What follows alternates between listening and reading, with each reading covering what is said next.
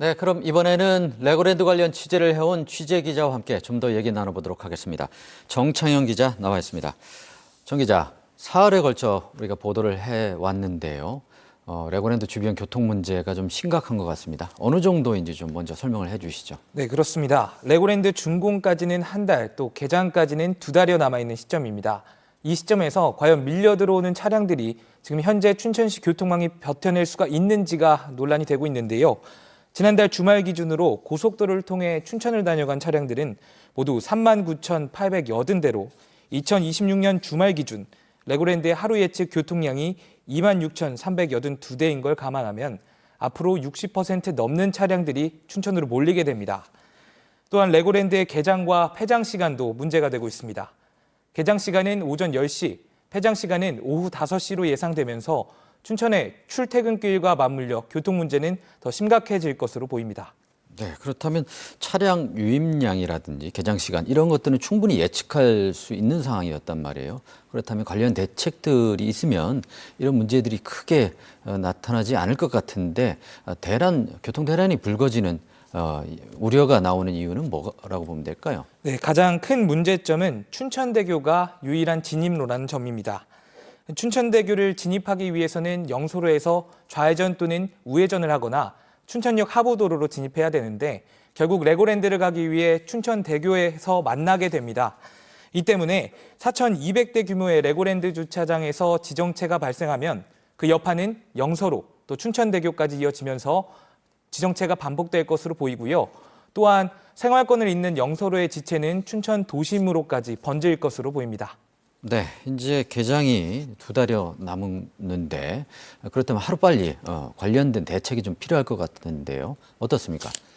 네, 레고랜드의 교통량 분산을 위해서 가장 시급한 것은 진입로의 확보입니다. 그렇기 때문에 서면대교 준공 필요성이 대두되고 있는 상황인데 하지만 왕복 4차로의 교량을 만들기 위해서는 800억 정도의 예산이 들어서 현재는 국비를 확보하는 중에 있고 또 준공이 끝날 때까지는 3년이나 더 남은 상황입니다.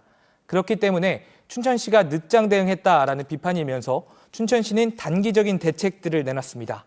춘천시와 경찰, 또 도로교통공단 등 유관기관들은 좌회전 차로의 확대를 들고 나왔습니다. 영서로에서 춘천대교를 진입하는 좌회전 차로를 기존 75m에서 300m로 연장하고 또 차로 또한 2개로 늘리겠다고 밝혔습니다. 네, 그리고 100길로 가는 방안이나 다른 대책들도 있는 것 같은데요. 어떻습니까? 네, 그렇습니다. 중도 배터에서 선박을 이용해서 레고랜드에 들어가는 방안을 모색하고 또 외부 주차장에서 셔틀버스를 통해 이동하는 방안이 추진 중입니다. 그런데 셔틀버스 운행 대수도 레고랜드 코리아 측과 춘천시의 입장이 다르고요. 선박을 이용해 교통대책을 마련한 것도 여객선 운영업체 측과의 논의가 남아 있어서 제대로 된 대책 마련이 필요하다 이런 의견들이 있습니다. 네. 그렇다면 관할 자치단체인 춘천시와 레고랜드의 이제 유기적인 협의가 좀 필요할 것 같은데요. 춘천시의 구체적인 대응이 좀 있을까요? 네, 춘천시는 레고랜드 측과 협의를 해서 개장을 순차적으로 하겠다 이렇게 밝혔습니다. 또 사전 예약제를 통해 교통 대란을 막겠다는 입장인데요. 레고랜드를 찾는 인원 자체를 통제해서 유입되는 차량을 어느 정도 조절하겠다는 겁니다. 그런데 춘천시는 이 레고랜드 측과 협조가 이루어지지 않는다면 행정력을 동원해서라도 레고랜드의 사용 허가를 늦춰서 이 교통 대란을 해결하겠다고 나섰습니다. 이 지역 상생과 발전을 위해서 이 중도의 레고랜드가 건설된 만큼 이동권이라는 시민들의 공적 책임을 침해받지 않도록 이 레고랜드 측에 보다 적극적인 태도가 필요해 보입니다. 네. 레고랜드 사업이 추진된 건 10여 년에 걸쳐서 좀 진행돼 왔는데 이런 기본적인 교통 대책이 이제서야 부랴부랴 진행된다는 부분에서 많이 아쉽고요. 이제라도 관련된 적절한 대책이 나왔으면 좋겠습니다. 정창현 기자 수고 많았습니다.